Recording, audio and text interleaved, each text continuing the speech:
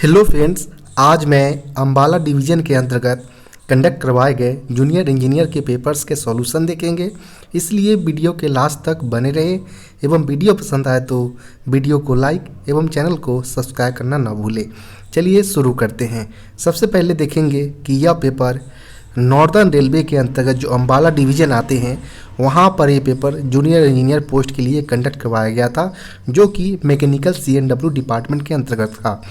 अगर बात करें यहाँ पर एग्ज़ाम डेट की, तो अभी हाल ही में 8 दिसंबर 2023 को ये पेपर कंडक्ट करवाया गया है। इससे पहले जो 4/12 को पेपर जो डिस्कस किए गए हैं, यानी दो शिफ्ट में पेपर को कंडक्ट करवाए गए थे, जिसमें 4/12 का पेपर ऑलरेडी चैनल पर अपलोड कर दिया गया है। वहाँ पर आप जाकर देख सकते हैं। यहाँ पर हम जो दूसरे शिफ्ट के जो पेपर कंडक्ट करवाए गए थे 8/12/2023 को, वहाँ पर हम देखेंगे। यहाँ पर बात करें हम तो कैंडिडेट को पूरे 110 प्रश्न पूछे गए थे, जिसमें कैंडिडेट को केवल और केवल 100 प्रश्न का जवाब देना था, जिसमें कैंडिडेट को अटेम्प्ट करने के लिए पूरे 2 घंटे का समय दिया गया था। साथ ही साथ इस पेपर के लिए जो मैक्सिमम मार्क्स रखे गए थे वो 100 रखे गए थे, यानी जो प्रत्येक प्रश्न थे वह 1 मार्क्स से थे। इसके अलावा अगर बात करें तो इस पेपर के अंतर्गत 1/3 नेगेटिव मार्किंग का भी प्रावधान किया गया था। आगे चलिए देखते हैं कि इस पेपर के अंतर्गत कौन कौन से प्रश्न पूछे गए थे। यहाँ पर अगर पहले प्रश्न की अगर बात करें तो पहला प्रश्न पूछा गया था, under which rule of railway service conduct rules 1966 accept और गिव डाउरी इज प्रोहिबिटेड, यानी रेलवे सेवा आचरण नियम 1966 के किस नियम के तहत दहेज लेना और देना प्रतिबंधित कर दिया गया, निषेध किया गया, यानी प्रोहिबिटेड किए गए हैं। तो इसमें अगर बात करें हम कंडक्ट रूल जो 1966 के है, जिसमें एक्सेप्ट और गिव जो डाउरी सिस्टम का है वह रूल 13 का A के अंतर्गत मेंशन किया गया है। तो यहाँ पर जो सही उत्तर होगा वो ऑप्शन नंबर C इसका सही उत्तर हो जाएगा। इसके अलावा बात करें हम रूल 12 की, जिसमें सब्सक्रिप्शंस के प्रोहिबिटेड किए गए हैं। रूल 13 के अंतर्गत एक्सेप्टिंग गिफ्ट्स जो ऑफिसर्स के जो एक लिमिटेशंस होते हैं उससे ज़्यादा वो गिफ्ट को नहीं ले सकते हैं। इसके अलावा अगर बात करें हम रूल 14 की, तो कोई भी कर्मचारी या ऑफिसर्स पब्लिक डेमोन्स्ट्रेशंस रेलवे की बिहाफ पर नहीं दे सकता। ये सारे उसमें प्रोहिबिटेड किए गए हैं, जिसमें अलग अलग रूल के हिसाब से अलग अलग कंडीशन बनाए गए हैं। तो यहाँ पर केवल पूछा गया था एक्सेप्ट और गिव डाउरी इज प्रोहिबिटेड, वो रूल 13 के A में मेंशन किया गया है। यहाँ पर ऑप्शन नंबर C इसका सही उत्तर हो जाएगा। नेक्स्ट प्रश्न पूछे गए हैं यहाँ पर, what is the period in month after which electronic weigh bridge need to be calibrated and certified by weight and measures department, यानी यहाँ पर टाइम पीरियड पूछा गया है, जिसमें इलेक्ट्रॉनिक वेट ब्रिज का जो वेट और मेजरमेंट है वो डिपार्टमेंट द्वारा सर्टिफाइड करना चाहिए, कैलिब्रेट करना होगा। इसके लिए जो टाइम पीरियड रखा गया है वह 24 मंथ्स का रखा गया है। तो यहाँ पर जो सही उत्तर होगा वो ऑप्शन नंबर D इसका सही उत्तर हो जाएगा। नेक्स्ट प्रश्न यहाँ पर है, nominal free height of snubber spring कैसना बोगी एक्सेप्ट 22 HS, यानी जो कैसना बोगी के नॉर्मल वाले जो हमारे होते हैं NLB करके जो हमारे आते हैं वर्जन्स, उसके अंतर्गत हमारा जो असनवर स्प्रिंग का जो फ्री हाइट होता है, नॉमिनल फ्री हाइट, वो कितने mm के होते हैं। तो यहाँ पर हम बात करें जो पुराने जो हमारे होते थे NLB टाइप के, जो उस सारे में जो फ्री हाइट है हमारा वो 294 mm का होता था। वहीं अगर बात करें कैसना 22 HS वर्जन की, तो इसके अंतर्गत जो फ्री हाइट रखा गया है वह 293 mm का रखा गया है। प्रश्न में केवल हमसे HS को छोड़कर यहाँ पर पूछा गया है, तो यहाँ पर हमारा 294 mm इसका सही उत्तर हो जाएगा, ऑप्शन नंबर C। नेक्स्ट प्रश्न यहाँ पर है, the brake power of coaching stock at originating point is %, यानी प्रारंभिक बिंदु पर कोचिंग स्टॉक की ब्रेक पावर परसेंटेज कितना होता है। तो यहाँ पर कोचिंग स्टॉक की अगर बात करें शुरुआती स्टेशनों पर, तो यह ब्रेक पावर परसेंटेज 100% होना चाहिए। तो यहाँ पर ऑप्शन नंबर B इसका सही उत्तर हो जाएगा। नेक्स्ट प्रश्न यहाँ पर है, in air brake system brake should not apply when the rate of drop of air pressure in BP, यानी ब्रेक पाइप में कितने केजी तक का प्रेशर अगर ड्रॉप किया जाता है, कितने दर से, जिसके बाद हमारा ब्रेक अप्लाई नहीं होनी चाहिए, डीबी सेंस नहीं करना चाहिए। तो इस प्रकार के टेस्ट को हम इनसेंसिटिविटी टेस्ट के तौर पर जानते हैं, जिसे हम SCTR या SWTR के माध्यम से हम जब हमारा कोचेज या वैगन IOH या POH के लिए ROH के लिए जाता है तो उस दौरान हम इस प्रकार के टेस्ट को कंडक्ट करवाते हैं। तो यहाँ पर हम बात करें अगर, तो इस कंडीशंस में हमारा इनसेंसिटिविटी टेस्ट कंडीशन में हमारा 0.3 kg पर सेंटीमीटर स्क्वायर का प्रेशर हमारा 60 सेकेंड तक ड्रॉप किया जाता है, जिसमें हमारा डीबी सेंस नहीं करनी चाहिए और साथ ही साथ हमारा जो कोचेज या वैगन्स के अंतर्गत ब्रेक नहीं लगना चाहिए। तो यहाँ पर जो सही उत्तर होगा वो ऑप्शन नंबर ए इसका सही उत्तर हो जाएगा।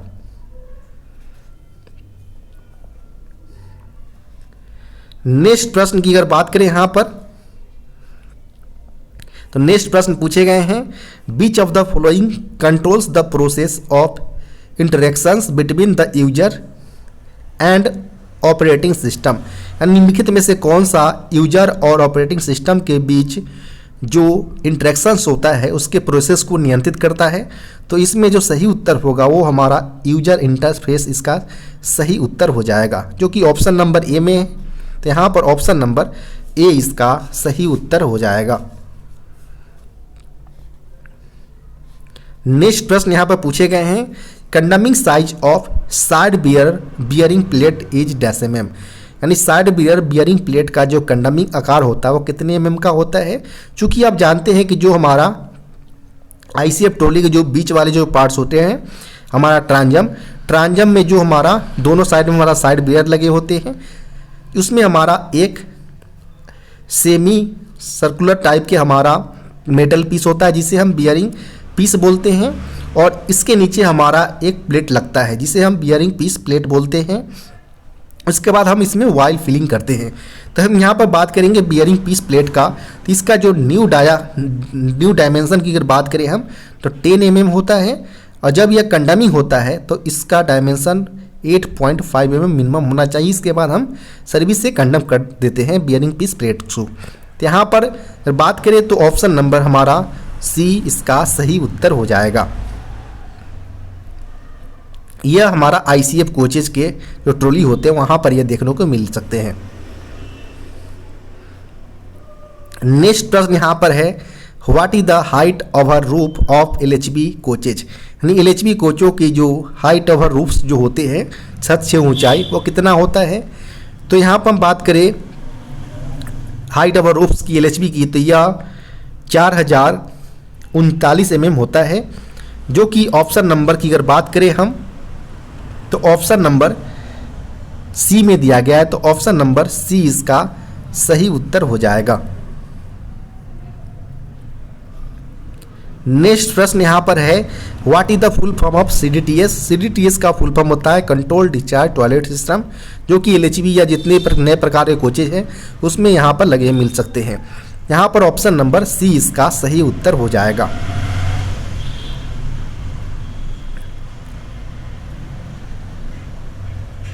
नेक्स्ट प्रश्न यहाँ पर है, instructions for inspection and maintenance of कैसना bogie, what RDSO technical pamphlets is used, यानी कैसना बोगियों के निरीक्षण और रख रखाव के लिए निर्देश RDSO के तकनीकी पैम्पलेट्स का क्या उपयोग किया जाता है। जब भी हमें इंस्पेक्शन और मेंटेनेंस कैसना बोगी का रिगार्डिंग में अगर पैम्पलेट्स देखना हो तो ये हमारा G95 के अंतर्गत मेंशन किया गया है। तो यहाँ पर हमारा जो सही उत्तर होगा ऑप्शन नंबर डी G95 इसका सही उत्तर हो जाएगा। इसके अलावा हम बात करें G97 की, तो इसमें हमारा ईयर ब्रेक जो है फ्रेट स्टॉक का उसके बारे में बताया गया है। G90 में हमारा BTPN के बारे में बताया गया है। इसके अलावा हम बात करें G86 में, तो यह हमारा BTPGL जो गैस टैंक वैगन जो हमारा होते हैं उसके रिगार्डिंग यह बताया गया है। नेक्स्ट प्रश्न यहाँ पर है, for testing C3/KE type DB in ICF coach after releasing the brake cylinder release time from maximum brake cylinder pressure from 3.8 plus minus 0.1 kg per centimeter square to 0.4 kg per centimeter square is। यानी यहाँ पर बोला गया कि जो ICF coach में जो C3W type या KE टाइप के जो DB होते हैं, इसमें DB के परीक्षण के लिए जो ब्रेक सिलेंडर में जो मैक्सिमम प्रेशर होते हैं 3.8 का, जिसमें वो घटते हैं 0.4 तक, तो इसके बाद जो रिलीज होने में जो समय लगता है हमारा 3.8 से लेकर 0.4 होने में, वो कितने का समय लगता है, जिसे हम रिलीजिंग टाइम के नाम से जानते हैं। तो रिलीज होने में यह टाइम जो लगता है वो 15 से 20 सेकेंड का समय लगता है। यहाँ पर ऑप्शन नंबर डी इसका सही उत्तर हो जाएगा। नेक्स्ट प्रश्न यहाँ पर है, nominal free height of snubber spring of कैस्नव 22HS बोगी। कैस्नव 22HS जो होगा उसके लिए जो नॉमिनल फ्री हाइट रखा गया है स्नवर स्प्रिंग का, वो 293 mm रखा गया है, जो कि ऑप्शन नंबर डी में है। तो यहाँ पर ऑप्शन नंबर डी इसका सही उत्तर हो जाएगा। नेक्स्ट प्रश्न यहाँ पर है, how many digits are there in wagon numbering. यानी जो नए वैगन नंबरिंग है उसमें जो टोटल डिजिट्स निर्धारित किए गए वो 11 अंकों का नए वैगन नंबर होते हैं, जिसमें पहला और दूसरा अंक जो है वो हमारा टाइप ऑफ वैगन को इंडिकेट करता है। उसके बाद अगर बात करें थर्ड और फोर्थ की, तो वो हमारा ऑनिंग रेलवे को इंडिकेट करता है। इसके अलावा हमारा 5 और छठे जो पैलेस है वो मैन्युफैक्चर ईयर को, इसके अलावा हमारा 7, 8, 9, 10 जो 4 अंक डिजिट्स होते हैं वो हमारा इसके सीरियल नंबर्स को, और जो लास्ट 11वें अंक होते हैं वो इसके चेक डिजिट्स को मेंशन करता है, जिसके माध्यम से जो 11 अंकों का वैगन नंबर है इसको सही करने या करेक्टनेस को हम जांच कर सकते हैं। नेक्स्ट प्रश्न यहाँ पर है, for measuring the diameter of ovality and taper of the journal how many locations are needed. यानी जो जर्नल के जो हम ओवलिटी और टेपर्स की जो हम मेजरिंग करते हैं, तो कितने स्थानों से हमें मेजर करने की आवश्यकता होता है। तो जब भी हम किसी जर्नल्स की टेपर या ओवलिटी को मेजर करना हो डायमीटर्स की, तो इसमें हमारा 3 लोकेशंस का रिक्वायरमेंट होता है, वर्टिकली और हॉरिजॉन्टल एक्सिस के तौर पर, जो कि हमारा ऑप्शन नंबर बी में दिया गया है। तो यहाँ पर हमारा ऑप्शन नंबर बी इसका सही उत्तर हो जाएगा।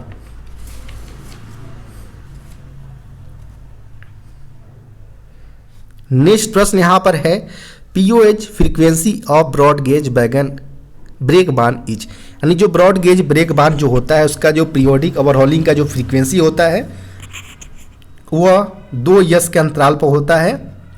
यहाँ पर ऑप्शन नंबर बी इसका सही उत्तर हो जाएगा। नेक्स्ट प्रश्न यहाँ पर है, new diameter of 4 pins for 16.25 ton load bearing capacity equalising stay is dash mm। यानी यहाँ पर बोला गया है कि जो 16.25 टन का जो वेट वाले जो वहन क्षमता के लिए जो पिन लगाया जाता है इक्वलाइजिंग स्टे में, उसका न्यू डायमेंशन जो न्यू डाया होता है वो कितना होता है। तो इस कंडीशन में अगर बात करें हम 16.25 वाले टन वाले के केस में जो नया डायमेंशन होता है वह 31 प्लस 0.5 माइनस 0.2 mm होता है, जो कि ऑप्शन नंबर ए में दिया गया है। तो यहाँ पर ऑप्शन नंबर ए इसका सही उत्तर हो जाएगा। नेक्स्ट प्रश्न यहाँ पर है, all the hangers should be tested to tensile load of dash ton. नहीं, सभी हैंगर्स जो होते हैं उसको टेस्टिंग करना चाहिए कितने टन के टेंसाइल लोड के ऊपर। तो यहाँ पर बात करें टेंसाइल लोड की, तो इसमें 8 टन यानी 8 टन के टेंसाइल लोड से सारे हैंगर्स को टेस्ट किया जाना चाहिए। यहाँ पर ऑप्शन नंबर बी इसका सही उत्तर हो जाएगा। नेक्स्ट प्रश्न यहाँ पर है, which type of roller bearing is used in LHB coaches. LHB कोचों में किस प्रकार के रोलर बियरिंग का प्रयोग किया जाता है।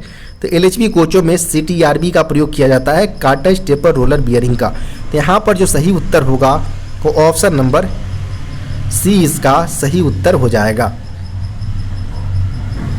नेक्स्ट प्रश्न यहाँ पर है, the colour code of helical spring of ICF bogie is. ICF bogie के जो हेलिकल स्प्रिंग का जो कलर कोड होता है वो क्या होता है? तो हेलिकल स्प्रिंग के लिए जो कलर कोड होगा उसे 3 ग्रुप्स में डिवाइड किए जाते हैं, जिसमें A ग्रुप्स में हमारा येलो कलर रखा जाता है, B में ऑक्सफोर्ड ब्लू कलर रहता है और C ग्रुप्स में ग्रीन कलर को इंक्लूड किया गया है।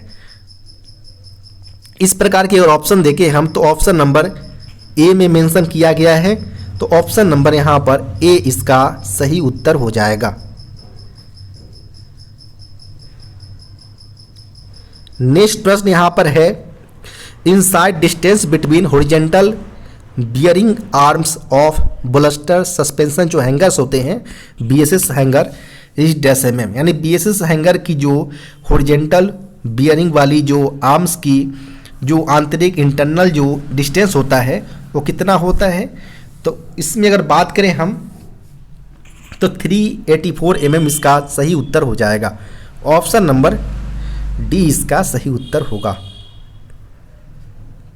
नेक्स्ट प्रश्न यहाँ पर है, for testing C3WDV the AR charging time from 0 to 4.8 kg per centimeter square is dash second, यानी C3WDV के परीक्षण के लिए 0 से 4.8 kg पर सेंटीमीटर स्क्वायर तक का ऑक्सिलरी रिजर्वायर का चार्जिंग समय कितना सेकेंड है?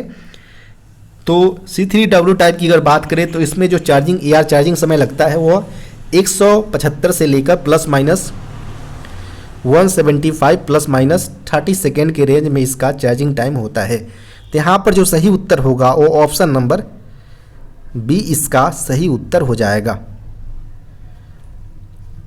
नेक्स्ट प्रश्न यहाँ पर है, how many types of shock absorbers are used in LHB coaches. LHB कोचों में कितने प्रकार के, यहाँ पर नंबर्स नहीं पूछा गया है, टाइप्स पूछे गए हैं। तो टोटल 4 प्रकार के होते हैं। एक होता है प्राइमरी वर्टिकल डैम्पर्स, दूसरा होता है सेकेंडरी वर्टिकल डैम्पर्स, तीसरा होता है गियो डैम्पर्स और चौथा होता है लेटरल डैम्पर्स। प्राइमरी डैम्पर जो पर बोगी में संख्या होता है वो 4 की संख्या में होता है। सेकेंडरी डैम्पर जो होता है वर्टिकल डैम्पर उसकी संख्या पर बोगी 2 होता है। यो डैम्पर 0-2 की संख्या में प्रत्येक बोगी में होते हैं, जिसका काम बोगी को बॉडी से कनेक्ट करने का होता है। वहीं अगर बात करें लेटरल डैम्पर की तो प्रत्येक बोगी में 1 की संख्या में होते हैं। टोटल नंबर्स की अगर बात करें हम तो 0-9 की संख्या में प्रत्येक बोगी में इसकी नंबर्स होते हैं। वहीं अगर बात करें हम टाइप्स की तो 0-4 टाइप्स के इसके 4 प्रकार के टोटल शॉक एब्जॉर्बर्स का यूज किया जाता है LHB कोचेज के अंतर्गत। नेक्स्ट प्रश्न यहाँ पर है, after Indo German modification in coaching stock what type of bushes to be used for brake gear components, यानी कोचिंग स्टॉक में इंडो जर्मन संशोधन के बाद जो ब्रेक गियर के कंपोनेंट्स में किस प्रकार के बुशेज में उपयोग किया जाएगा वो यहाँ पर पूछा गया है। तो जब भी यहाँ पर बात करें हम मॉडिफिकेशन यहाँ पर किया गया था इंडो जर्मन मॉडिफिकेशंस के बाद, इसमें जो टाइप्स बुशेज का यूज किया जाता है ब्रेक गियर कंपोनेंट्स के अंतर्गत वह नाइलॉन 66 का प्रयोग किया जाता है, जो कि ऑप्शन नंबर सी में है। तो यहाँ पर ऑप्शन नंबर सी इसका सही उत्तर हो जाएगा। नेक्स्ट प्रश्न यहाँ पर है, for testing C3W/KE type DV after full service application in ICF coach the brake cylinder filling time from 0 to 3.8 kg per centimetre square. यहाँ पर प्रश्न पूछा गया कि जो हमारा एप्लीकेशन समय लगता है फिलिंग करने में ब्रेक सिलेंडर को 0 से लेकर 3.8 तक का प्रेशर, इसमें पूछा गया कि कितने समय लगता है। तो इसमें जो एप्लीकेशन समय लगता है वो हमारा 3 to 5 सेकेंड का समय लगता है, जो कि हमारा ऑप्शन नंबर ए में दिया गया है। तो यहाँ पर ऑप्शन नंबर ए इसका सही उत्तर हो जाएगा। नेक्स्ट प्रश्न यहाँ पर है, axle load of BTPN tank wagon. BTPN tank wagon का जो एक्सल लोड जो होता है वो 20.32 टन होता है।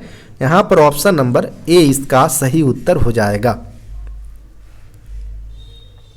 नेक्स्ट प्रश्न यहाँ पर है, full form of BPC। BPC का फुल फॉर्म होता है ब्रेक पावर सर्टिफिकेट, जो कि कोचिंग और गुड्स दोनों प्रकार के टैप्स में हमारा BPC जब भी ओरिजिनेटिंग पॉइंट्स पर जब भी एग्जामिनेशंस के लिए हमारे कोचेज या मालगाड़ी आते हैं तो उसको चलने से पहले हमारा बीपीसी इशू करना पड़ता है, जिसमें यह मेंशन रहता है कि कितना टोटल नंबर्स में इस रेक्स के अंतर्गत हमारा ब्रेक सिलेंडर है, कितना वर्किंग है, क्या क्या पार्ट डिफिशियंस वगैरह सारे हमारे मेंशन किए होते हैं बीपीसी के अंतर्गत। तो यहाँ पर हमारा ब्रेक पावर सर्टिफिकेट इसका फुल फॉर्म होता है। नेक्स्ट प्रश्न यहाँ पर है, computer monitor is also known as, यानी जो कंप्यूटर का जो मॉनिटर होता है उसे हम VDU के भी नाम से जानते हैं, जिसका फुल फॉर्म होता है विजुअल डिस्प्ले यूनिट्स होते हैं। यहाँ पर ऑप्शन नंबर जो होगा, ऑप्शन नंबर सी इसका सही उत्तर हो जाएगा। नेक्स्ट प्रश्न यहाँ पर है, how many days of LAP can be accumulated to a railway employees in his service life, यानी पूरे सेवा काल में कर्मचारी leave on average pay LAP को कितने दिन तक संचय कर सकता है।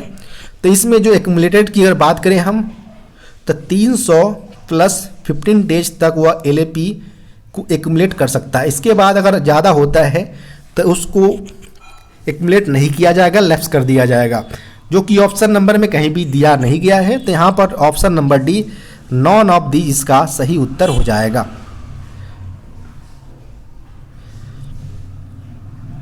नेक्स्ट प्रश्न यहाँ पर है, up to what limit paternity leave may be combined with any kind of leave, यानी जो पितृत्व अवकाश जो सीमा होता है किसी भी प्रकार अवकाश के साथ वो कितना जोड़ा जा सकता है। तो सबसे पहले जो पैटर्निटी लीव होता है वह मेल रेलवे एम्प्लॉय जो होते हैं उनको दिया जाता है। इसमें जो अगर टाइम पीरियड की अगर बात करें तो वह उन्हें PL जो दिया जाता है वह सर्वाइविंग 2 चिल्ड्रंस के केस में दिए जाते हैं, और इसमें 15 दिन की उसे अवकाश दिया जाता है, और यह लेना होता है बच्चे की 6 महीने के जन्म के अंतर्गत ही लेने पड़ते हैं। अदरवाइज इस प्रकार जो पैटर्निटी लीव है उसको लैप्स कर दिया जाता है। तो इसमें पूछा गया कि जो पैटर्निटी लीव है उसे अन्य जो प्रकार के छुट्टी होते हैं उसमें कंबाइन करके मैक्सिमम कितने लिमिट तक आप ले सकते हैं। चूँकि मैटर्निटी लीव जो ML होता है उसमें फीमेल रेलवे कर्मचारी जो वह 2 ईयर्स तक का प्रावधान है, यहाँ पर भी 2 ईयर्स का ही प्रावधान होना चाहिए। तो यहाँ पर ऑप्शन नंबर बी इसका सही उत्तर हो जाएगा। आप इस प्रश्न पर अपना कमेंट बता सकते हैं कि इसका कितना मैक्सिमम लिमिट होना चाहिए। नेक्स्ट प्रश्न यहाँ पर है, how many break journeys are admissible in PTO, यानी प्रिविलेज टिकट ऑर्डर, यानी जो रेल कर्मचारी होते हैं उन्हें यात्रा करने के लिए कुछ पास और उसमें PTO अलग अलग लेवल्स के हिसाब से उन्हें जारी किया जाता है। तो इसमें पूछा गया है कि जो PTO होते हैं उनमें ब्रेक जर्नी की नंबर्स कितने संख्या में वह ब्रेक जर्नी को यूज कर सकता है। तो इसमें जो अगर बात करें हम, तो PTO के केस में केवल एक ब्रेक जर्नी एडमिसिबल होता है, जो कि ऑप्शन नंबर में मेंशन नहीं है। तो ऑप्शन नंबर डी इसका सही उत्तर हो जाएगा, नॉन ऑफ दीज। नेक्स्ट प्रश्न यहाँ पर है, new wheel diameter of ICF और RCF coach is dash mm, यानी ICF और RCF कोचों का जो नए चक्कों का व्यास होता है वह 915 mm का होता है। यहाँ पर ऑप्शन नंबर बी इसका सही उत्तर हो जाएगा। नेक्स्ट प्रश्न यहाँ पर है, what which of the standard form is required to be used for issuing the order of suspension, यानी यहाँ पर बोला गया कि ऑर्डर ऑफ सस्पेंशन के लिए कर्मचारी को देने से पहले इसमें जो स्टैंडर्ड फॉर्म्स होता है कौन से स्टैंडर्ड फॉर्म का यूज किया जाता है। तो इसमें हमारा स्टैंडर्ड फॉर्म 1 का प्रयोग किया जाता है। यहाँ पर ऑप्शन नंबर ए इसका सही उत्तर हो जाएगा। इसके अलावा बात करें स्टैंडर्ड फॉर्म 2 का, तो इसमें डिम्ड सस्पेंशन से रिलेटेड है। SF3 निर्वाह भत्ता जिसे हम स्टूडेंट अलाउंस बोलते हैं, और SF4 जो है वह निलंबन से बहाली यानी रिवोकेशंस ऑफ सस्पेंशन से रिलेटेड होता है। नेक्स्ट प्रश्न यहाँ पर है, length over head stock of the BCNA wagon is, यानी BCNA वैगन्स का लेंथ आवर हेड स्टॉक पूछा गया, यानी लेंथ आवर बॉडी जो होता है डिस्टेंस वह BCNA वैगन्स का पूछा गया है। तो लेंथ आवर हेड स्टॉक या बॉडी अगर बोला जाए तो वह 13,521 mm का होता है BCNA वैगन्स का। तो यहाँ पर जो सही उत्तर होगा वो ऑप्शन नंबर ए इसका सही उत्तर हो जाएगा। नेक्स्ट प्रश्न यहाँ पर है, in accident manual collisions comes under dash classes, यानी रेलवे में जो अलग अलग प्रकार के दुर्घटना होते हैं, एक्सीडेंट्स होते हैं, उनको अलग अलग क्लासेस के अंतर्गत मेंशन किए जाते हैं, जिसमें टोटल अगर बात करें वर्तमान में जो मैनुअल के अंतर्गत मेंशन किए गए हैं वह 16 क्लासेस में मेंशन किए गए हैं, जिसमें ए से लेकर आर तक का एक्सीडेंट टाइप्स मेंशन किया गया है, जिसमें आई एंड ओ को करंट में समाप्त कर दिया गया है। इसमें पूछा गया है हमसे कोलिजन है जो कौन से क्लासेस के अंतर्गत आता है, तो कोलिजन क्लास ए के अंतर्गत आता है, तो यहाँ पर ऑप्शन नंबर ए इसका सही उत्तर हो जाएगा। इसके अलावा अगर बात करें हम क्लास बी के अंतर्गत, तो फायर इन ट्रेन्स, जब भी ट्रेन में आग वगैरह लगते हैं तो इसे रेलवे के अनुसार क्लास बी में क्लासिफाई किया जाता है। इसके अलावा हम बात करें तो क्लास सी के अंतर्गत जो train running in road traffic, जब भी कोई एक्सीडेंट वगैरह होता है और ट्रेन रोड ट्रैफिक्स को डिस्टर्ब करता है तो इस प्रकार के एक्सीडेंट्स को क्लास सी में क्लासीफाई किया जाता है। इसके अलावा जो क्लास ई में है, तो इन सारे से अलावा अगर बात करें तो अदर टाइप्स के जो एक्सीडेंट ट्रेन एक्सीडेंट्स होते हैं उसे क्लास ई में आइडेंटिफाई किया जाता है। नेक्स्ट प्रश्न यहाँ पर पूछे गए हैं, newly built BOY wagon first POH periodicity is dashes, यानी नए बने बॉय वैगन्स का जो पहला पीरियोडिक ओवरहॉलिंग किया जाता है वो कितने अंतराल पर किया जाता है, तो नए जो पीरियोडिक ओवरहॉलिंग किया जाता है बॉय वैगन्स का वह 4.5 ईयर्स में किया जाता है। तो यहाँ पर जो सही उत्तर होगा वो इस प्रकार कहीं भी ऑप्शन में मेंशन नहीं किए गए हैं, तो यहाँ पर सारे ऑप्शन गलत हो जाएंगे। नेक्स्ट प्रश्न यहाँ पर अगर बात करें हम तो नेक्स्ट प्रश्न पूछे गए हैं, what is the distance between two tracks इन कालका शिमला नैरो गेज, कालका शिमला नैरो गेज में जो दो पटरियों के बीच के जो डिस्टेंस होते हैं वो कितना होता है, तो चूंकि यहाँ पर अब बात करें नैरो गेज जो होते हैं हमारा वह मेनली एक जो होता है वह 762 mm का डिस्टेंस का होता है और एक 610 mm के ट्रैक्स के बीच जो डिस्टेंस होते हैं, दो टाइप्स के नैरो गेज का प्रयोग किया जाता है भारतीय रेलवे द्वारा जो हमारे पहाड़ी इलाके वहाँ पर रन करने के लिए। तो इस प्रकार का अगर बात करें हम कालका शिमला नैरो गेज की, तो यह 762 mm के जो ट्रैक्स का जो डिस्टेंस है इसका यूज करता है, तो यहाँ पर ऑप्शन नंबर बी इसका सही उत्तर हो जाएगा। नेक्स्ट प्रश्न यहाँ पर है, BLC container wagon second pOH periodicity is dash years, यानी बीएलसी कंटेनर वैगन्स का जो सेकेंड पीरियोडिक ओवरहॉलिंग है वो कितने अंतराल पर किया जाता है, तो सेकेंड की यहाँ पर बात किया गया है। तो बीएलसी की अगर बात करें हम तो फर्स्ट जो पीओएच होता है वो 6 ईयर्स पर किया जाता है, जबकि सेकेंड की अगर बात करें हम तो सेकेंड जो पीओएच किया जाता है बीएलसी कंटेनर वैगन का वो 4.5 ईयर्स के अंतराल पर किया जाता है, जो कि ऑप्शन नंबर ए में दिया गया है, तो ऑप्शन नंबर ए इसका सही उत्तर हो जाएगा।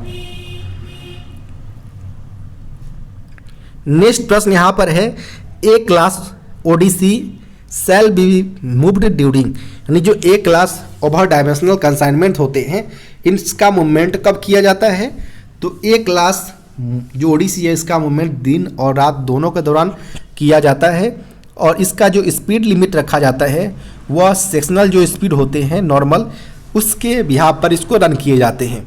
यहाँ पर ऑप्शन नंबर बी इसका सही उत्तर हो जाएगा। साथ ही साथ ए क्लास ओडीसी में किसी भी प्रकार के एस्कॉर्टिंग स्टाफ की रिक्वायरमेंट नहीं होते हैं।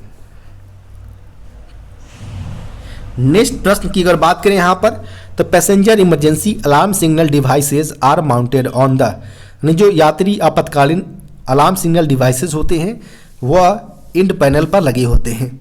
यहाँ पर ऑप्शन नंबर सी इसका सही उत्तर हो जाएगा। नेक्स्ट प्रश्न यहाँ पर है, as per new wagon numbering scheme last digits will indicates, नए वैगन नंबरिंग योजना के अनुसार जो अंतिम अंक होते हैं वैगन का वो क्या इंडिकेट करता है, तो टोटल जो नंबर्स स्कीम होते हैं वो 11 डिजिट्स का होता है, जिसमें जो लास्ट यहाँ प्रश्न में पूछा गया है तो लास्ट जो डिजिट्स होते हैं वह चेक डिजिट्स को इंडिकेट करता है। तो यहाँ पर ऑप्शन नंबर डी इसका सही उत्तर हो जाएगा। नेक्स्ट प्रश्न यहाँ पर है द ELB यानी empty load box device indicator plates shows. Empty loaded device box जो प्लेट्स होते हैं वह येलो जो होता है वह एम्प्टी को, ब्लैक लोडेड को इंडिकेट करता है। यहाँ पर ऑप्शन नंबर ए इसका सही उत्तर हो जाएगा। और इसका निर्धारण हम कैसे करते हैं, तो जब भी हमारा जो बैगल्स होते हैं इनका ग्रॉस वेट जो है हमारा 42.5 टन तक अगर हमारा होता है ग्रॉस वेट, तो इसे हम एम्प्टी में इसका एम्प्टी लोड बॉक्स जो हमारा रहता है हैंडल उसको हम एम्प्टी तरफ रखते हैं, येलो साइड रखते हैं। जब यह मोर देन 42.5 टन होता है तो इसको हम लोडेड में रखेंगे, जिसका हमारा पोजीशन होगा ब्लैक कलर की तरफ। नेक्स्ट प्रश्न यहाँ पर अगर बात करें हम,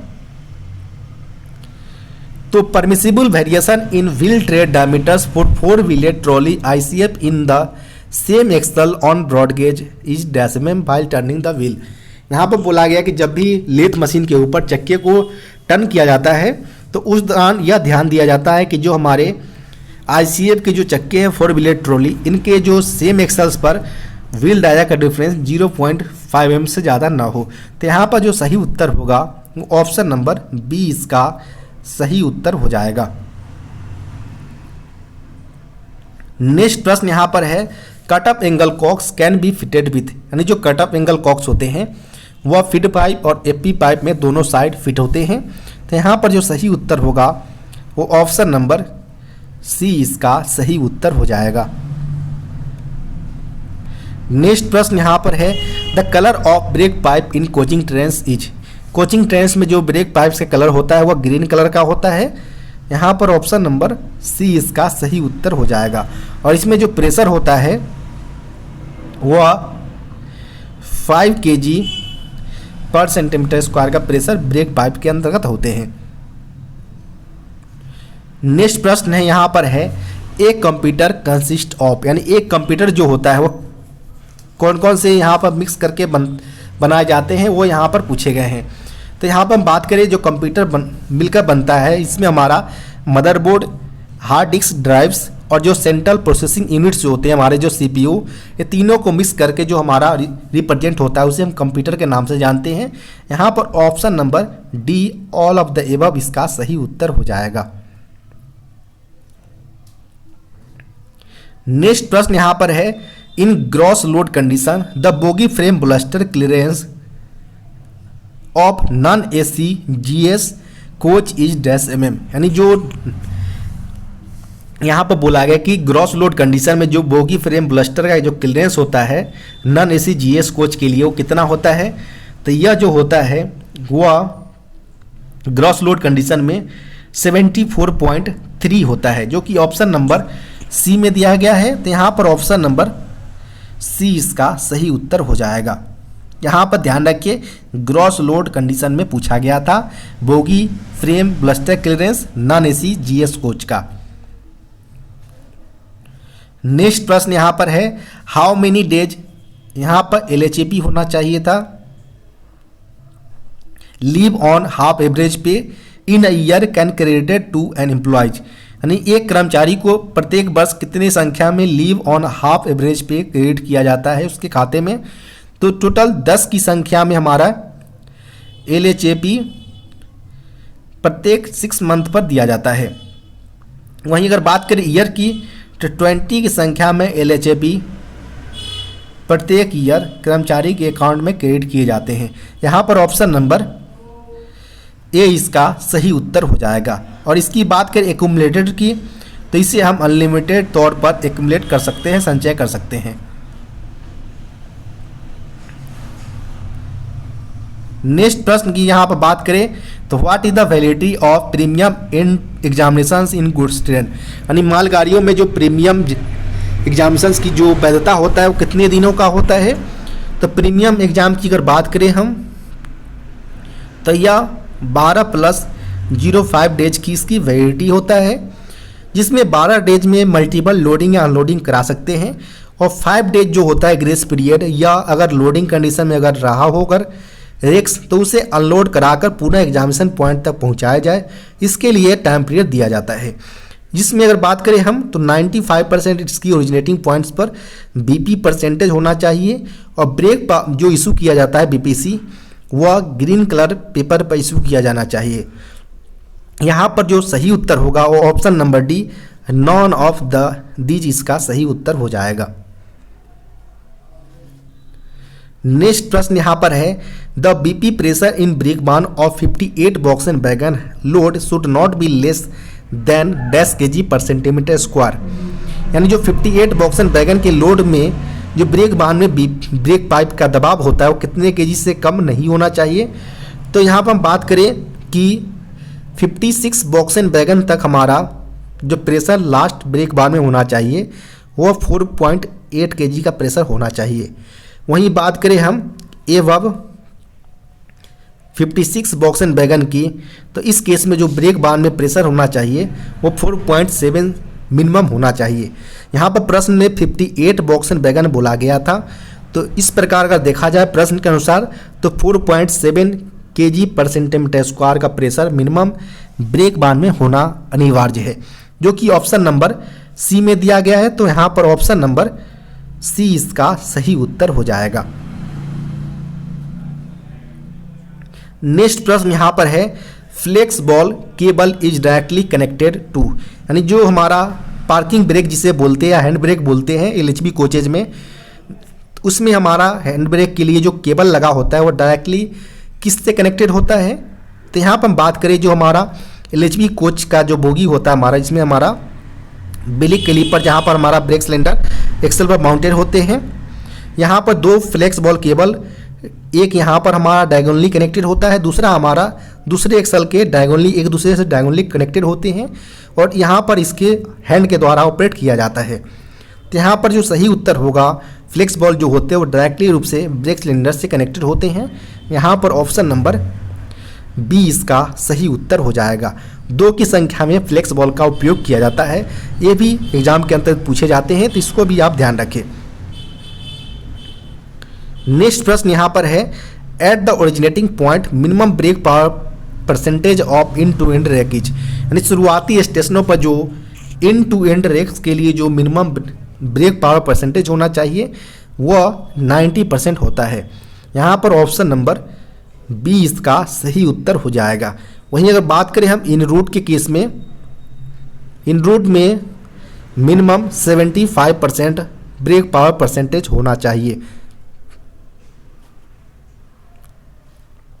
नेक्स्ट प्रश्न यहाँ पर है, in single pipe system the auxiliary reservoir pressure should be dash kg per centimetre square, यानी सिंगल पाइप सिस्टम के अंतर्गत जो ईआर का प्रेशर होना चाहिए वह कितने केजी का होना चाहिए। क्योंकि आप जानते हैं कि सिंगल पाइप में हमारा बीपी पाइप होता है, ब्रेक पाइप में डट कलेक्टर लगा होता है, जिससे प्रेशर क्लीन होकर हमारा आइसोलेटिंग कॉक से होते हुए डीबी को जाता है।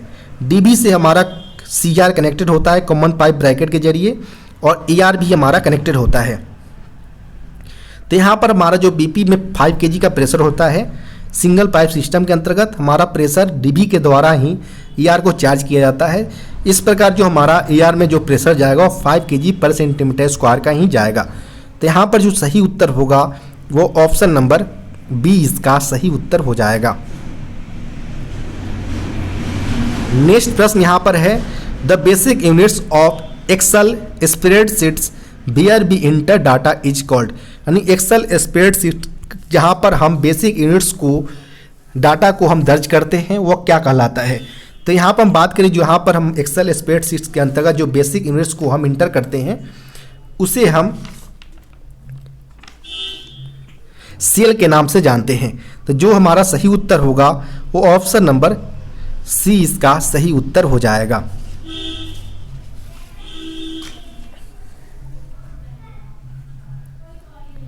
नेक्स्ट प्रश्न यहाँ पर पूछे गए हैं, in coach the vertical load transmissions take place through, यानी कोच के अंतर्गत जो वर्टिकल लोड ट्रांसमिशंस होता है वह साइड वियर के माध्यम से होता है। यहाँ पर ऑप्शन नंबर सी इसका सही उत्तर हो जाएगा। नेक्स्ट प्रश्न यहाँ पर है, how many emergency Windows provided in AC, ICF और आरसीएफ कोचेज आर। यानी एसी, आईसीएफ और आरसीएफ कोचेज के अंतर्गत जो आपातकालीन यानी इमरजेंसी विंडो लगे होते हैं उसकी संख्या प्रत्येक कोच में कितना होता है, तो इसकी संख्या प्रत्येक कोच में 4 की संख्या में लगे होते हैं। यहाँ पर ऑप्शन नंबर बी इसका सही उत्तर हो जाएगा। नेक्स्ट प्रश्न यहाँ पर है, what is the wheel base of कैसना बोगी। कैसना बोगी का जो व्हील बेस होता है वह 2000 mm का होता है। यहाँ पर ऑप्शन नंबर डी इसका सही उत्तर हो जाएगा। वहीं यहाँ पर बात करें हम आईसीएफ कोचेज का, ट्रॉली का, तो इसका जो व्हील बेस होता है वह 2896 में होता है। वहीं एलएचबी यानी फीएट बोगी की अगर बात करें व्हील बेस की तो यह 2560 mm का होता है। नेक्स्ट प्रश्न यहाँ पर है, permitted flash faces on goods wheel is. यानी जो मालगाड़ियों के चक्कों पर जो फ्लैट फेस की जो परमिटेड होते हैं वह 60 mm तक होते हैं।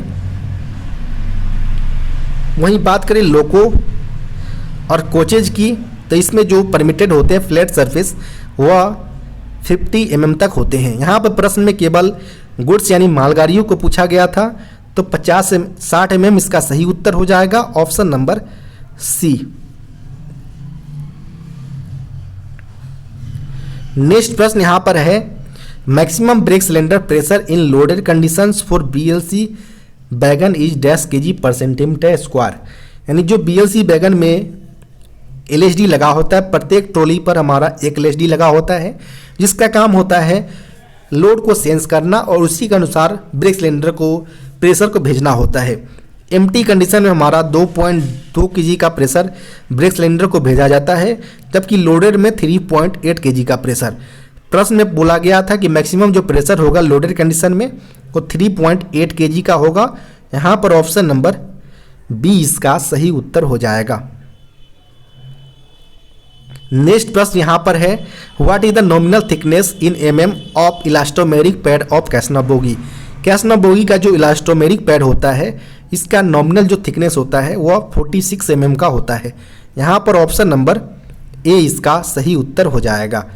वहीं बात करें यह जब रिड्यूस होकर 42 mm का होता है तो इसे हम सर्विस से कंडम कर देते हैं। नेक्स्ट प्रश्न यहाँ पर है, goods stock accident involving human life inquiry is conducted by. यानी जो कोई भी स्टॉक रेक्स जिसमें हमारा ह्यूमन लाइफ इंक्वायरी इन्वॉल्व हो, इसकी जांच किसके द्वारा किया जाता है। तो जब भी कोई इंक्वायरी ह्यूमन लाइफ से जुड़ा हो तो इसकी जांच CRS के द्वारा किया जाता है, कमिश्नर ऑफ रेल सेफ्टी के द्वारा। तो यहाँ पर जो सही उत्तर होगा वो ऑप्शन नंबर ए इसका सही उत्तर हो जाएगा।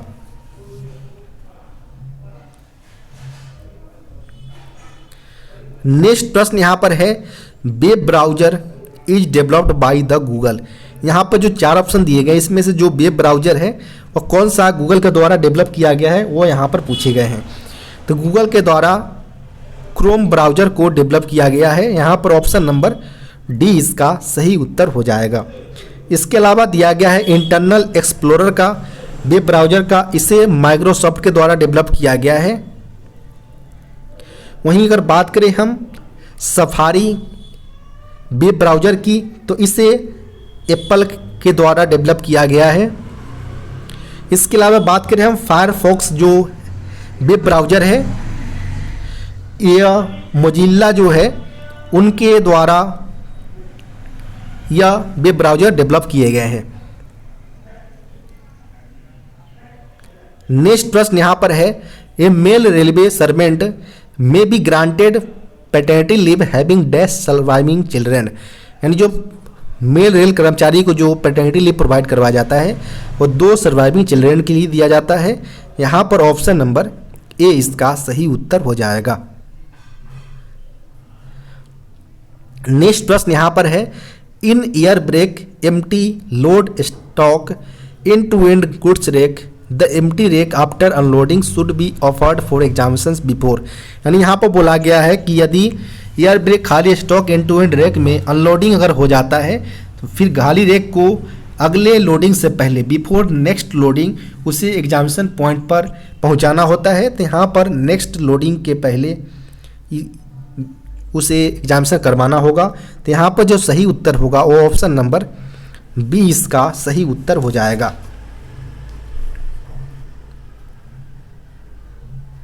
नेक्स्ट प्रश्न यहाँ पर है सेंटर पिवेट स्पिन ट्रांसमिट्स, यानी जो सेंटर पिवेट स्पिन होता है वो हॉरिजॉन्टल लोड को, ब्रेकिंग फोर्स को या ट्रैक्टिव फोर्स जो हो, तीनों के ट्रांसमिट्स करने का काम करता है। यहाँ पर option number D all of these इसका सही उत्तर हो जाएगा। नेक्स्ट प्रश्न यहाँ पर है which type brake system external slack adjuster is provided, यानी किस प्रकार के ब्रेक सिस्टम में जो एक्सटर्नल स्लैक एडजस्टर है वह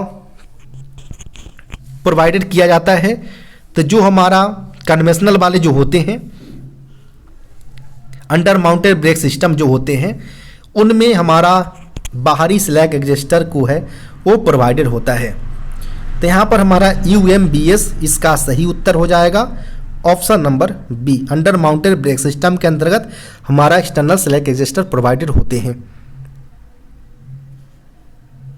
नेक्स्ट प्रश्न यहाँ पर है which is not an integrated portion of the axle, यानी यहाँ पर बोला है कि कौन सा इंटीग्रेटेड पोर्शन एक्सल का नहीं है।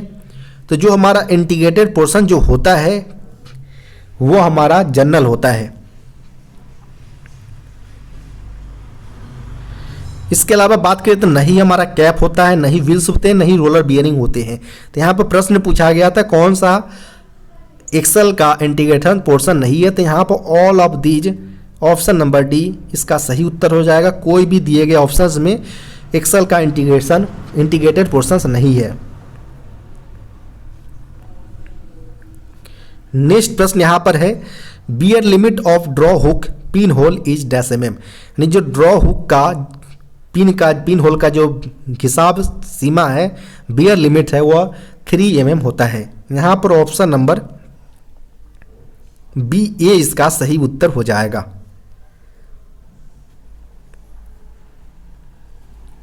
नेक्स्ट प्रश्न यहाँ पर है what type of brake blocks are used in coaching stock of fitted with BMBC, यानी बोगी माउंटेड ब्रेक सिलेंडर के साथ फिट हुए कोचिंग स्टॉक में किस प्रकार के ब्रेक ब्लॉक का प्रयोग किया जाता है।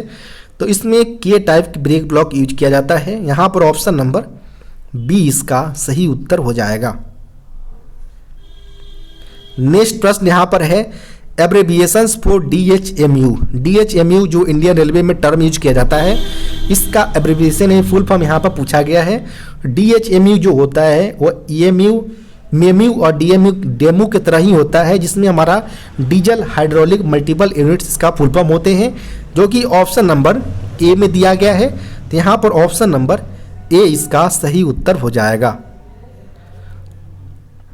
नेक्स्ट प्रश्न यहाँ पर है abbreviations for FOIS in Indian railway, यानी भारतीय रेलवे में जो FOIS टर्म यूज किया जाता है जिसका फुल फॉर्म होता है फ्रेट ऑपरेशंस इंफॉर्मेशन सिस्टम, यानी जितने भी मालगाड़ी है इसके मूवमेंट्स वगैरह को जांचने के लिए FOIS का प्रयोग किया जाता है, जिसको क्रिस के द्वारा डेवलप किया गया है। तो यहाँ पर जो सही उत्तर होगा वो ऑप्शन नंबर ए इसका सही उत्तर हो जाएगा। इसी प्रकार का जो FMM है फ्रेट मेंटेनेंस मैनेजमेंट, इसका उपयोग CNW डिपार्टमेंट द्वारा BPC वगैरह या ऑनलाइन किसी प्रकार का वो सारे जांचने में इसका प्रयोग किया जाता है। नेक्स्ट प्रश्न यहाँ पर है agency involve in recruitment of grade B officers in Indian railway, मानी भारतीय रेलवे में जो रिक्रूटमेंट होता है ग्रुप B ऑफिसर्स का, इसमें जो एजेंसी इन्वॉल्व किए गए हैं वो कौन सा है। चूँकि आप जानते हैं कि ग्रुप A जो ऑफिसर्स हैं इनका रिक्रूटमेंट UPSC के जो IRMS जो इंडियन रेलवे मैनेजमेंट सर्विस के द्वारा किया जाता है, वहीं ग्रुप B जो ऑफिसर्स हैं इनका रिक्रूटमेंट नायर यानी national academy of Indian railway के द्वारा किया जाता है, जिसका हेडक्वार्टर की अगर बात करें तो बड़ोदरा में स्थित है। यहाँ पर ऑप्शन नंबर डी इसका सही उत्तर हो जाएगा।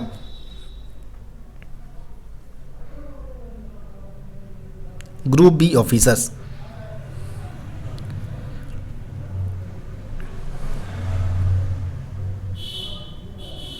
नेक्स्ट प्रश्न यहाँ पर है 10th rack of Vande Bharat express was manufactured in, यानी वंदे भारत की 10वीं रैक डैश में निर्मित की गई थी, तो यह ICF पेराम्बूर चेन्नई के अंतर्गत निर्मित किया गया है। यहाँ पर ऑप्शन नंबर डी इसका सही उत्तर हो जाएगा। नेक्स्ट प्रश्न यहाँ पर है abbreviations for EOG in Indian railway, भारतीय रेलवे में जो एब्रिविएशन यूज किया जाता है EOG के लिए वो इंड ऑन जनरेशन होता है। यहाँ पर ऑप्शन नंबर ए इसका सही उत्तर हो जाएगा, जिससे आप पावर कार, जिसे LHP कोच की रेक में जो हमारा जनरेटर कार चलते हैं, पावर कार चलते हैं, यही हमारा EOG इंड ऑन जनरेशन के तौर पर यूज किया जाता है। नेक्स्ट प्रश्न यहाँ पर है if DB is having leakage in a goods train then, यानी कि किसी मालगाड़ी में DB लीकेज हो रहा हो तो यहाँ पर हम क्या करेंगे, तो इसमें सबसे पहले हम DB को आइसोलेट करने का प्रयास करेंगे। तो यहाँ पर ऑप्शन नंबर ए इसका सही उत्तर हो जाएगा। इसके अलावा भी अगर नहीं होता है तो गुड्स ट्रेन अगर सिंगल पाइप या डबल पाइप हो तो उस अनुसार हम BP का ब्रांच पाइप जो है आइसोलेटिंग कॉक लगा होता है वहाँ से हम आइसोलेट करेंगे। साथ ही साथ ट्विन पाइप के केस में हम FP को भी हम आइसोलेट कर देंगे, ब्रांच पाइप्स को।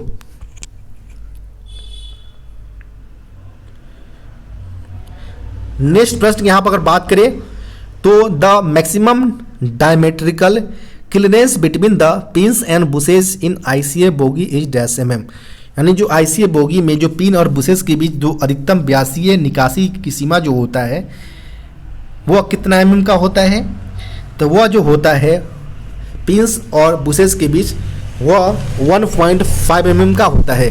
तो यहाँ पर जो सही उत्तर होगा तो ऑप्शन नंबर बी इसका सही उत्तर हो जाएगा। नेक्स्ट प्रश्न यहाँ पर है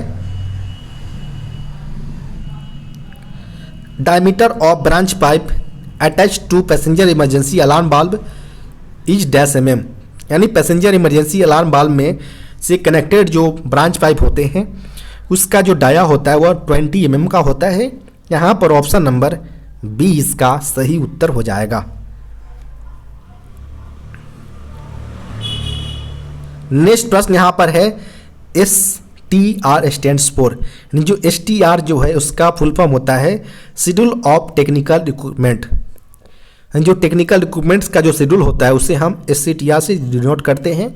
यहाँ पर ऑप्शन नंबर ए इसका सही उत्तर हो जाएगा। नेक्स्ट प्रश्न यहाँ पर है transportation code R refers to, यानी जो ट्रांसपोर्टेशन कोड R के लिए जो रिफर करता है वो हमारा लगेज विथ ब्रेक बांध के से रिफर करता है। यहाँ पर ऑप्शन नंबर ए इसका सही उत्तर हो जाएगा। नेक्स्ट प्रश्न यहाँ पर है torque value of cartage topper roller bearing cap screw is dash kg metre, यानी जो कार्टेज टेपर CTRB के जो कैप स्क्रू का जो टॉर्क वैल्यू होता है टाइटिंग टॉर्क वह 40 kg मीटर होता है। यहाँ पर ऑप्शन नंबर बी इसका सही उत्तर हो जाएगा।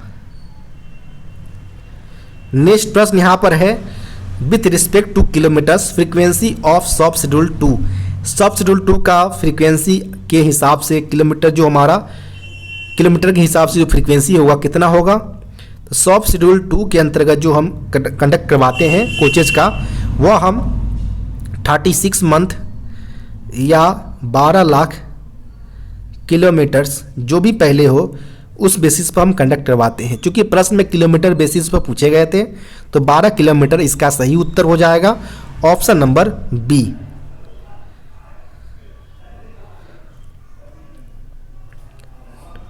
नेक्स्ट प्रश्न यहाँ पर पूछे गए हैं if ELD handle is kept on loaded position of empty wagon the result will be, यानी जो एम्प्टी लोडेड डिवाइस के जो हैंडल है वह लोडेड पोजीशन में रख दिया जाए एम्प्टी वैगन का,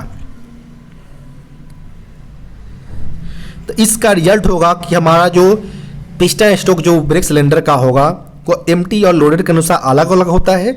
चूंकि वैगन एम्प्टी में था और लोडेड में हम रख दिए हैं तो पिस्टन स्ट्रोक ज़्यादा मात्रा में यहाँ पर मूवमेंट होंगे जिससे हमारा गाड़ी में ब्रेक बाइंडिंग की समस्या आ सकता है। यहाँ पर ऑप्शन नंबर बी इसका सही उत्तर होगा। नेक्स्ट प्रश्न यहाँ पर है when brake is manually release by QRB which pressure will be vent out, यानी जब भी क्यूआरबी क्विक रिलीज वाल्व के द्वारा ब्रेक को मैनुअल रूप से रिलीज किया जाता है तो प्रेशर जो बाहर आता है वो सीआर कंट्रोल रिजर्वायर का प्रेशर होता है। यहाँ पर ऑप्शन नंबर डी इसका सही उत्तर हो जाएगा। नेक्स्ट प्रश्न यहाँ पर है फ्रीक्वेंसी ऑफ D2 शेड्यूल्स, यानी डिपो टू शेड्यूल्स का जो फ्रीक्वेंसी होता है वह 1 मंथ ±3 डेज के अंतराल पर किया जाता है। यहाँ पर ऑप्शन नंबर ए इसका सही उत्तर हो जाएगा। नेक्स्ट प्रश्न यहाँ पर है maximum validity for a privilege pass is, privilege पास का जो मैक्सिमम वैलिडिटी होता है वह 5 मंथ है। यहाँ पर ऑप्शन नंबर डी इसका सही उत्तर होगा।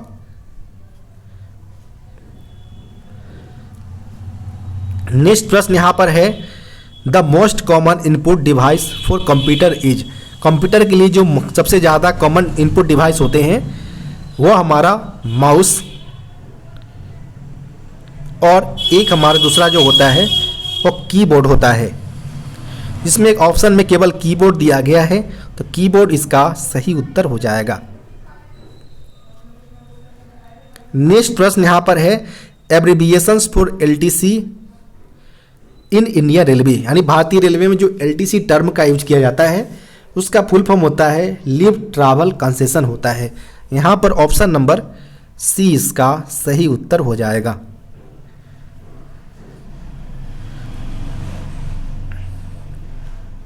नेक्स्ट प्रश्न यहाँ पर है how many states of India are covered in Ambala divisions of northern railway, यानी नॉर्दर्न रेलवे के अंतर्गत जो अम्बाला डिवीजन आते हैं यहाँ पर जो अम्बाला डिवीजन और कितने स्टेट्स और को अपने में रखे हैं, शामिल किए हैं। यहाँ पर ध्यान रखिए केवल यहाँ पर स्टेट्स के रिगार्डिंग पूछे गए हैं। तो अम्बाला डिवीजन के अंतर्गत जो 5 स्टेट्स आते हैं, पंजाब के बाद हम हरियाणा, हिमाचल प्रदेश, उत्तर प्रदेश और राजस्थान का कुछ एरिया को भी यह कवर करता है अम्बाला डिवीजन। टोटल 5 स्टेट्स को यह कवर करता है। तो यहाँ पर जो सही उत्तर होगा वो ऑप्शन नंबर सी इसका सही उत्तर हो जाएगा। नेक्स्ट प्रश्न यहाँ पर है who is the competent authority to sanction study leave to the officers abroad और फॉरेन कंट्रीज, यानी भारत से बाहर एब्रॉड अगर कोई ऑफिसर स्टडी करना चाह रहा हो, स्टडी लीव की रिक्वायरमेंट है तो उसकी जो कंपिटेंट अथॉरिटी जो होते हैं सैंक्शन करने के लिए वह रेलवे बोर्ड होते हैं। यहाँ पर ऑप्शन नंबर जो होगा वो ऑप्शन नंबर ए इसका सही उत्तर हो जाएगा। नेक्स्ट प्रश्न यहाँ पर है कि in to end rakes after examination validity of BPC remains up to, यानी air brake end to end rake में एग्जामिनेशंस के बाद जो बीपीसी की वैधता होता है वो कब तक वैलिड रहता है। तो एंड टू एंड रेक के केस में अगर बात करें हम तो बीपीसी की वैधता अप टू डेस्टिनेशन तक ही, लोडेड कंडीशन में डेस्टिनेशन तक ही जाकर उसकी बीपीसी इनवैलिड हो जाता है। यहाँ पर ऑप्शन नंबर सी इसका सही उत्तर हो जाएगा। नेक्स्ट प्रश्न यहाँ पर है एब्रिविएशंस फॉर HMIS, HMIS जो इंडियन रेलवे में टर्म यूज किया जाता है इसका फुल फॉर्म होता है हॉस्पिटल मैनेजमेंट इंफॉर्मेशन सिस्टम होता है।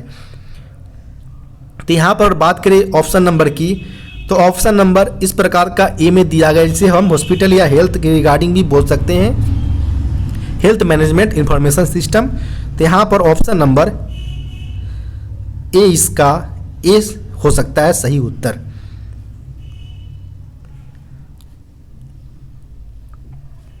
नेक्स्ट प्रश्न यहाँ पर है abbreviations for wild in Indian railway, यानी इंडियन रेलवे के अंतर्गत जो वाइल्ड टर्म यूज किया जाता है इसका फुल फॉर्म होता है व्हील इम्पैक्ट लोड डिटेक्टर, यानी जो व्हील पर एक्स्ट्रा लोड वगैरह हो उसको डिटेक्ट करने के लिए यह वाइल्ड को लगाया जाता है अलग अलग प्लेस पर। तो यहाँ पर जो सही उत्तर होगा वो ऑप्शन नंबर ए इसका सही उत्तर हो जाएगा। नेक्स्ट प्रश्न यहाँ पर है the capacity of axle of ICF coach is, ICF coach का जो एक्सल कैपेसिटी होता है वह 16.25 टन होता है, जो कि एसी कोचेज के लिए होता है। यहाँ पर ऑप्शन नंबर सी इसका सही उत्तर हो जाएगा। वहीं नॉन एसी के लिए अगर बात करें हम तो यह 13 टन का होता है। नेक्स्ट प्रश्न यहाँ पर है, why is the ABC analysis important. ABC जो है जिसका फुल फॉर्म होता है ऑलवेज बेटर कंट्रोल, और इस प्रकार का जो एनालिसिस है वह इन्वेंट्री को कंट्रोल करने के लिए किया जाता है, यूज में लिया जाता है। जिसका इसमें अगर बात करें महत्वपूर्ण पॉइंट्स की क्यों किया जाता है, लिया जाता है, तो यह जो हमारा फाइनेंशियल परफॉर्मेंस है उसमें सुधार लाया जा सके, इसलिए यह एबीसी एनालिसिस किया जाता है। यहाँ पर ऑप्शन नंबर बी इसका सही उत्तर हो जाएगा। इसी प्रकार का हमारा VED भी होता है, विटल एसेंशियल डिजराइबल। इसका भी प्रयोग हम इन्वेंट्री कंट्रोल करने के लिए हम करते हैं। एक होता है हमारा FSN fast slow non moving, ये भी अलग अलग तरह का हमारा इन्वेंट्री कंट्रोल का प्रोसेस है। नेक्स्ट प्रश्न यहाँ पर है, class C fires pertain to, यानी क्लास C फायर जो है वह किससे संबंधित है। तो क्लास C फायर्स के अंतर्गत हमारा इलेक्ट्रिकल से जुड़े होते हैं, तो इसमें हमारा जो सही उत्तर होगा वो option number D, none of the इसका सही उत्तर हो जाएगा।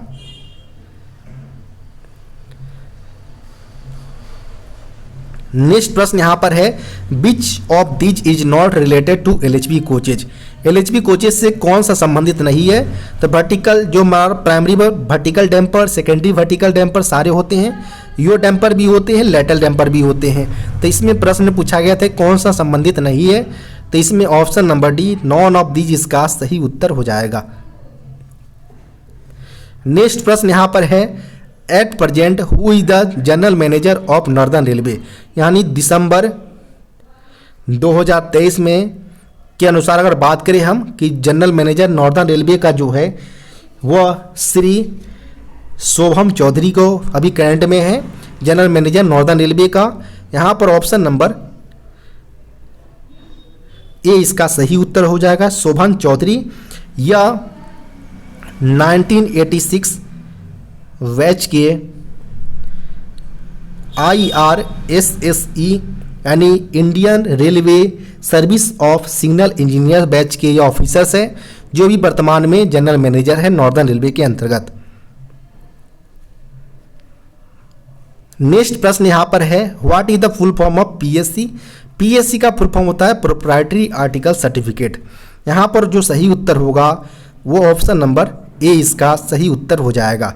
इस प्रकार के जो सर्टिफिकेट है वह यूजर डिपार्टमेंट के द्वारा जारी किया जाता है, और यह तब जारी किया जाता है जब यह रिक्वायरमेंट हो कि जो आइटम हमारा कोई पार्टिकुलर कंपनी या मैन्युफैक्चरर्स के द्वारा बनाया जाता हो और इसके बिना काम नहीं चल सकता, उस बेसिस पर यह यूजर डिपार्टमेंट के द्वारा PSC जारी किया जाता है। इसके बाद स्टोर डिपार्टमेंट द्वारा इसको परचेज किए जाते हैं। तो इसका जो फुल फॉर्म होता है वह प्रोप्राइटरी आर्टिकल सर्टिफिकेट होते हैं। नेक्स्ट प्रश्न यहाँ पर है, what is the full form of OEM। OEM का फुल फॉर्म होता है ओरिजिनल इक्विपमेंट मैन्युफैक्चरर होता है, जो कि ऑप्शन नंबर ए में दिया गया है। तो ऑप्शन नंबर ए इसका सही उत्तर हो जाएगा। नेक्स्ट प्रश्न यहाँ पर है, डिसमिसल फ्रॉम सर्विस। यहाँ पर जो मेजर पेनाल्टी होते हैं वह डिसमिसल या रिमूवल फ्रॉम सर्विस से रिलेटेड होता है। यहाँ पर ऑप्शन नंबर ए इसका सही उत्तर हो जाएगा। इसके अंतर्गत जो कर्मचारी को स्टैंडर्ड फॉर्म 5 इशू किया जाता है। नेक्स्ट प्रश्न यहाँ पर है, dash is fitted in ICA bogie. ICA bogie में कौन सा फिटेड होता है। तो एंटी रोल बार असेंबली या LHB में फिटेड होता है। ट्रैक्शन सेंटर भी LHB में फिटेड होता है। एंकर लिंक हमारा ICA बोगी के अंतर्गत होता है। तो यहाँ पर हमारा ऑप्शन नंबर सी इसका सही उत्तर हो जाएगा। इसकी अगर बात करें हम लेंथ का, तो इसका लेंथ जो होता है वो 451 ±1 mm का होता है। और यह जो फिटेड होता है वह बोलस्टर और बोगी ट्रांजम के बीच फिटेड होते हैं।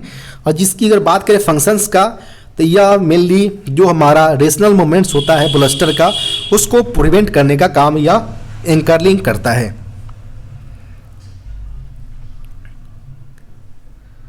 नेक्स्ट प्रश्न यहाँ अगर बात करें हम,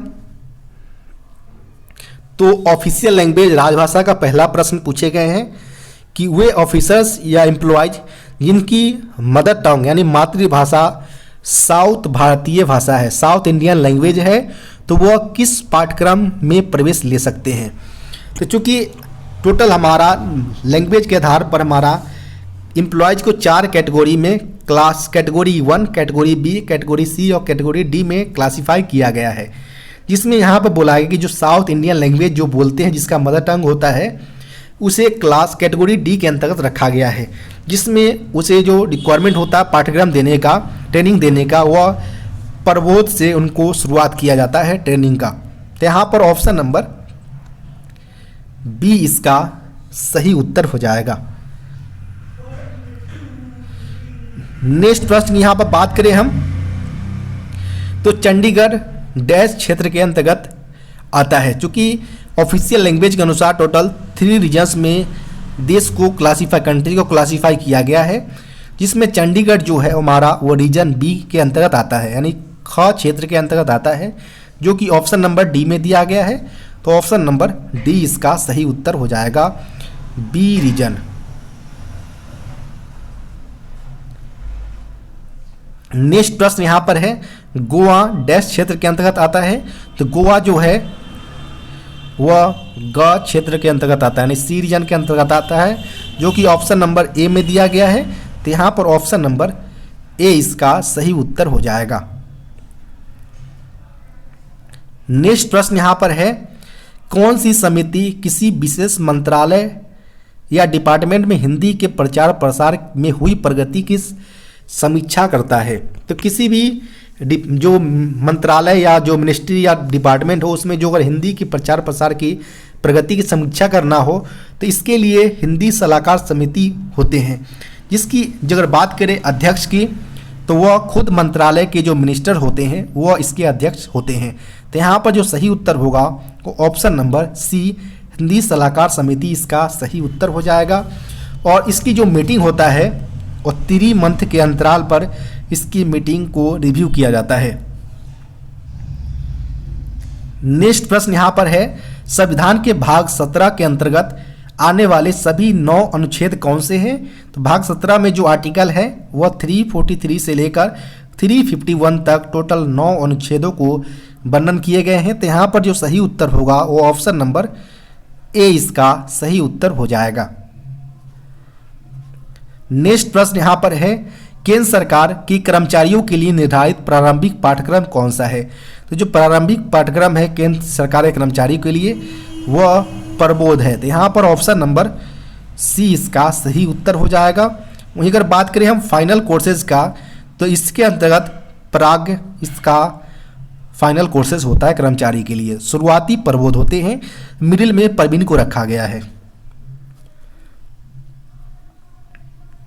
नेक्स्ट प्रश्न यहाँ पर है, हिंदी निबंध, भाषण या टिप्पण और प्रारूपण प्रतियोगिता में भाग लेने वाले गैर हिंदी भाषी यानी नॉन हिंदी लैंग्वेज वाले कर्मचारी को कितने प्रतिशत ग्रेस मार्क्स दिया जाता है। क्योंकि कोई हिंदी निबंध लिखना हो या भाषण देना हो या प्रारूपण प्रतियोगिता परीक्षा में भाग लेने के लिए जो कर्मचारी हिंदी लैंग्वेज का ना हो यानी गैर हिंदी लैंग्वेज के लिए यहाँ पर बोला गया कर्मचारी हो, तो उस केस में जितना भी परसेंट वह गेन करता है उसका 10% ग्रेस मार्क्स उसको दिया जाएगा। तो यहाँ पर जो सही उत्तर होगा वो ऑप्शन नंबर ए, प्राप्त कुल अंकों का 10% ग्रेस मार्क्स के तौर पर उसे प्रोवाइड किया जाता है। नेक्स्ट प्रश्न यहाँ पर है, मातृभाषा के आधार पर कर्मचारियों की उस श्रेणी का नाम बताएं जिनके लिए हिंदी प्रशिक्षण की आवश्यकता नहीं होता है। तो इसमें अगर बात करें कि यहाँ पर बोला गया कि मातृभाषा के आधार पर उस श्रेणी का नाम बताना जिसमें हिंदी प्रशिक्षण की रिक्वायरमेंट नहीं होता है। जो ए कैटेगरी वाले जो कर्मचारी होते हैं जिसका मदर टंग ही हिंदी होता है तो उसमें हिंदी की रिक्वायरमेंट नहीं होता है। तो यहाँ पर जो सही उत्तर होगा वो ऑप्शन नंबर सी, क कैटेगरी के इसका सही उत्तर हो जाएगा, ऑप्शन नंबर सी। नेक्स्ट प्रश्न यहाँ पर है, वे ऑफिसर्स जिनकी मातृभाषा हिंदी है और वह किस पाठ्यक्रम में प्रवेश ले सकते हैं। जिनका मदर टंग ही हिंदी हो उसे किसी भी पाठ्यक्रम का रिक्वायरमेंट नहीं होगा। तो यहाँ पर ऑप्शन नंबर सी इनमें से कोई नहीं इसका सही उत्तर हो जाएगा। नेक्स्ट प्रश्न यहाँ पर है 1973 में गठित प्रथम रेल हिंदी सलाहकार समिति के जो अध्यक्ष बनाए गए थे, यानी सीधे सीधे यहाँ पर अगर प्रश्न बोला जाए तो 1973 के अंतर्गत रेल मिनिस्टर कौन थे वो यहाँ पर पूछे गए हैं, क्योंकि हिंदी सलाहकार समिति जिस डिपार्टमेंट का पूछा जाता है उसी का वह खुद का मिनिस्टर ही होता है। तो उस समय जो मिनिस्टर थे, रेल मंत्री थे, वह श्री ललित नारायण मिश्र थे, जो उस समय के अध्यक्षता कर रहे थे हिंदी सलाहकार समिति की रेलवे का। तो यहाँ पर ऑप्शन नंबर बी इसका सही उत्तर हो जाएगा। आपको वीडियो कैसा लगा कमेंट बॉक्स में बताना न भूलें। साथ ही साथ वीडियो को लाइक एवं चैनल को सब्सक्राइब करना न भूलें। अगर आपके पास भी कोई ऐसा पेपर है जिसका आप सॉल्यूशन चाहते हो तो डिस्क्रिप्शन बॉक्स में दिए गए व्हाट्सएप नंबर पर अपना पेपर भेज सकते हैं। धन्यवाद।